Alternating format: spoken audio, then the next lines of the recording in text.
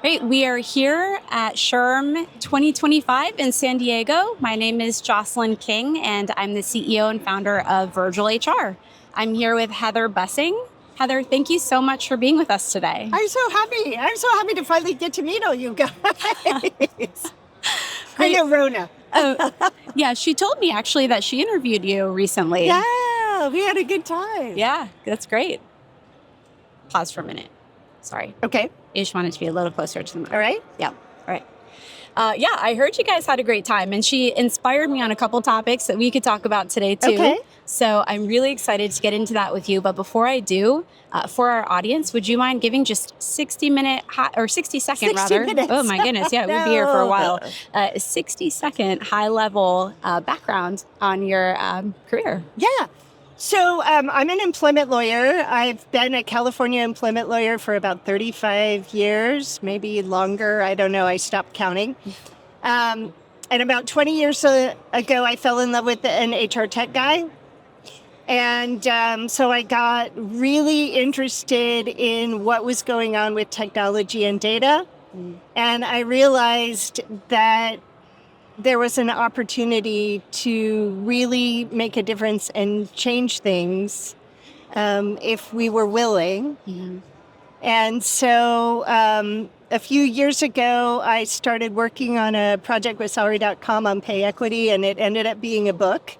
Wow. So now there's a book called Get Pay Right that's all about how to do compensation strategy and planning and do pay equity audits and why you would want to and how to approach it. But I think if we start with the money, we can make a really big difference everywhere. That's interesting, and it opens up so many doors for us to talk about. So Okay. I'm really excited. I'd love to hone in first on technology. You know, how do you think an HR practitioner can leverage technology today to make that difference when it comes to pay? Yeah. So for many years, the whole thing was we don't want to know anything because then we have plausible deniability on discrimination. If we didn't know, we couldn't discriminate. Mm-hmm. But here's the thing, we know now. Mm-hmm. All of the pictures are on LinkedIn. You know, everything goes out the window the minute the person walks in the door to interview.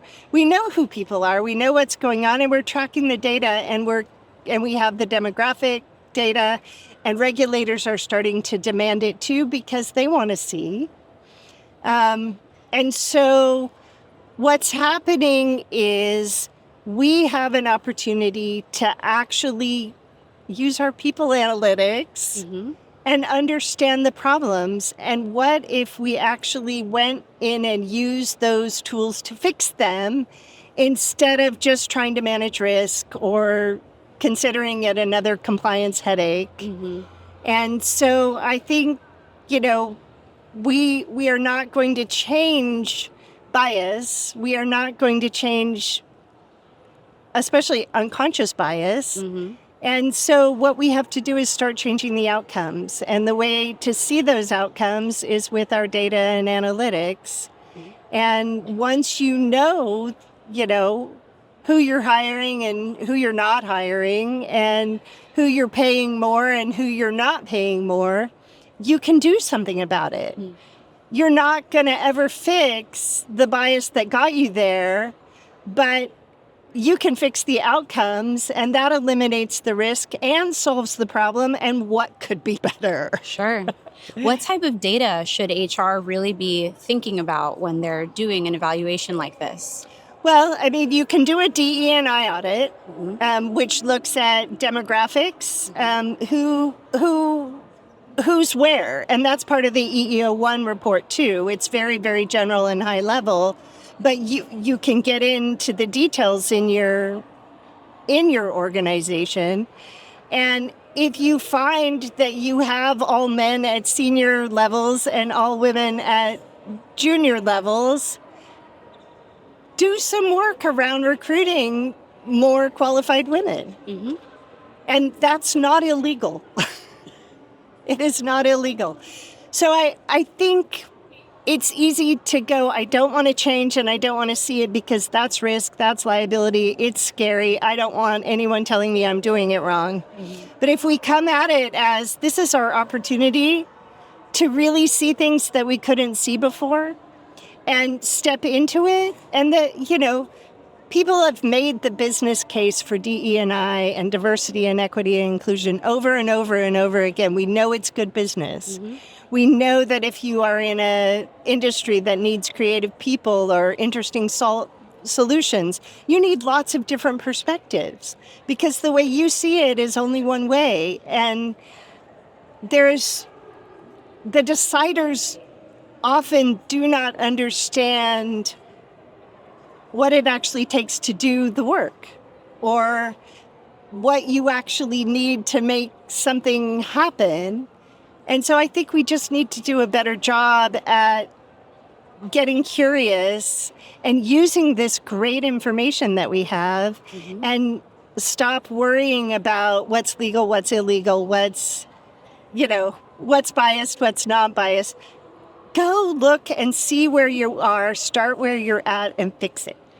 So in your experience, let's say that an HR practitioner did an audit and they discovered that there were gaps. Yes, pay gaps. So yes. like a pay equity audit. Okay. And they didn't have the budget to increase their pay. What recommendations would you have for them on how to mitigate risk? So figure out what you need. And one of the easiest places to go look for money is in the bonus pool.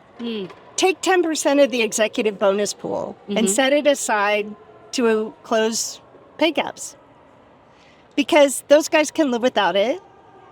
And you're eliminating risk, and it's mandatory, it's a compliance issue. You will create a more transparent, fairer place to work, and it's worth it. It's worth it. And it's usually, the problem is big, it's persistent, but it's not always a lot of money.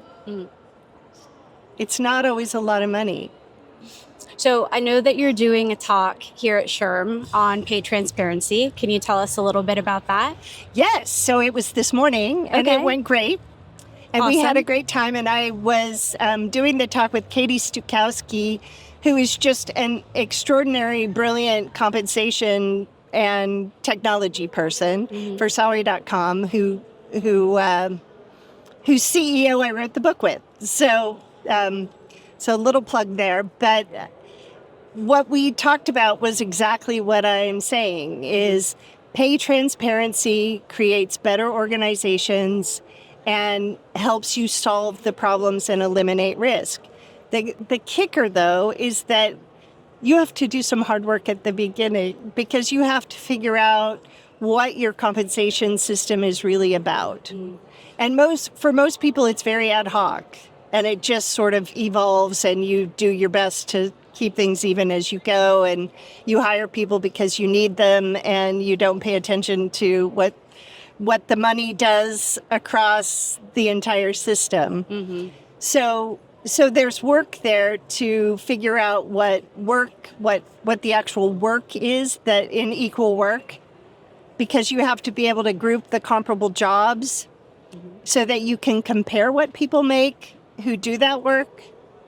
And then you look at where your pay gaps are and whether they're statistically related to race or gender are the two big ones, but age is another big one.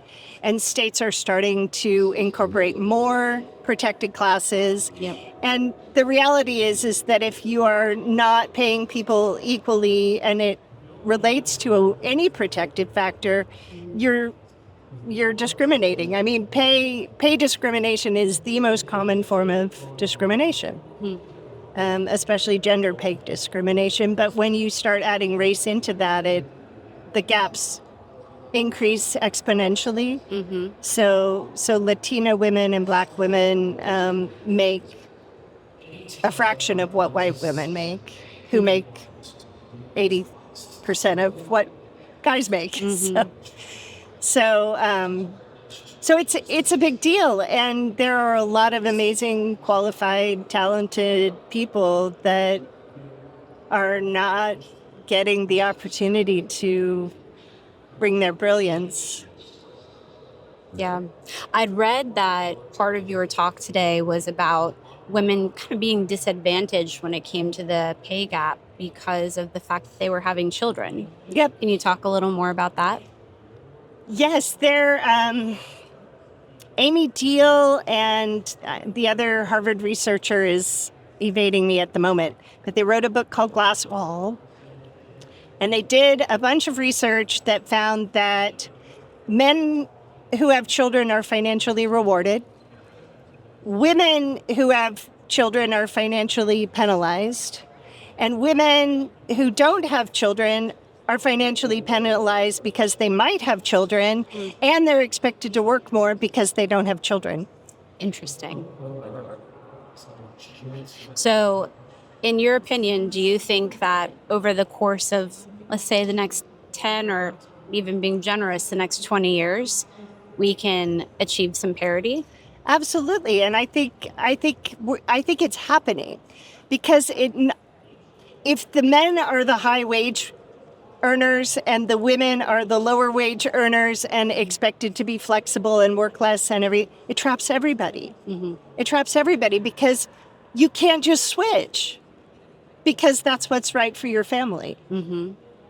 And the truth is that men make great parents, and kids love them and need them, and many men would love to pick kids up after school and do all the stuff that women are expected to do, but they can't because they have to go be the high wager. Right. I mean, it traps everybody, and we should judge people by what they bring to work, not who they go home to. Mm-hmm. You know? Yeah. This is not an employer's role to figure out who's going to take care of the kids after work. We should make it flexible for everybody. Yeah. And I think the culture is changing, and I think families are changing because women can't do it all. I mean, we do it all. We do it all the time, but we can't have it all at once because kids are a lot of work. Mm-hmm. They're exhausting. It's the hardest thing I've ever done. I have a 16-year-old. Oh, my God. Well aware. Oh, my God. And they need you more at 16 than they do at 3. They're just, messier. Very messy. And stinkier. Well, it's a girl, so she's not that stinky. Good. But yeah. So I have one more question about pay transparency before moving over a little bit into DEI, because I know that's a really hot topic for you too. So I'd like to go back to your book, actually. So we had talked earlier before the podcast about, how we can take some of these more complex topics, and they may not be complex to someone like you, but could be to just, your day-to-day, and provide some practical guidance to HR professionals. So you'd mentioned that there were a few pieces to your book around how to, bring more adoption and pay transparency perhaps in the workplace, or adherence to it. I'm not going to speak for you. I'll let you talk about it a little bit, but would love to just get maybe, 3 or 4 tips and tricks for an HR professional to help them through this process. So if you want to start to deal with compensation and pay equity, the first thing you have to do is back it all the way up and let go of all of the tools and all of the tricks and figure out, why do people make what they make in your organization? What behavior do you want to reward and incent with money? Mm-hmm. And really, if you think about it, money is the only thing at work. The employees work, employers provide money and benefits. Mm-hmm. And that's, the relationship with the manager, what you do every day, all of that matters, but that's just part of the work. The exchange is money for energy and effort. Mm. So getting straight on that and making sure that the way it's set up and the way it works today is the way you want it to work, is the first place to start. Okay. And then you have to get your job descriptions out of recruiting and into a way that they can be compared so that you can group the comparable jobs and compare whether people are actually doing equal work. Because if you just go on job title or responsibility or, those are almost always based on pay grade. So you're not comparing pay with work, you're comparing pay with pay, and it all works out. Okay. Because it's a self-licking ice cream cone, and, well, people who are paid equally have equal pay. But that's all you learn, right? So you have to actually go underneath and figure out the work based on skills, effort, and responsibility. And there is technology out there that can help you set up your job architecture, set up your job descriptions so that they can be compared. And we're seeing a lot of amazing work with the development of skills because the criteria for pay equity are skills, effort, and responsibility. And so everyone's clear on what responsibility is, but skills is something that we haven't been able to define and agree on what the language is so that we can understand it. But it also is a case-by-case situation because it differs based on every organization and how they do things. Right. So that's where the real effort is. But once you can answer the questions, why do people make what they make? What do we want to happen? And how do we compare the work? Then computers can do the rest. Right. And you can see your pay gaps and you can figure out how to close them. Okay. That's really helpful. Thank you. So last question, and this is DEI related, and it's actually more of an open question for you. Okay. I know this is a passionate topic area. If there's anything that you can impart to an HR professional about DEI strategy, mitigating risk, what have you, what would that be? Ignore the news. Okay. Absolutely ignore the news. There's nothing illegal about DE&I. Discrimination is still completely illegal. And the whole point of these laws is so that qualified people have an opportunity to do their best work in environments that value them. Right. Be that. Look for qualified people in all the shapes and colors and the full variety pack. And we know that it makes stronger businesses. So do it because it's good business and ignore the political nonsense because we still need people to do the work, and the more and varied and the perspectives and the insights that people bring are invaluable, and the way you get that is by having different experiences.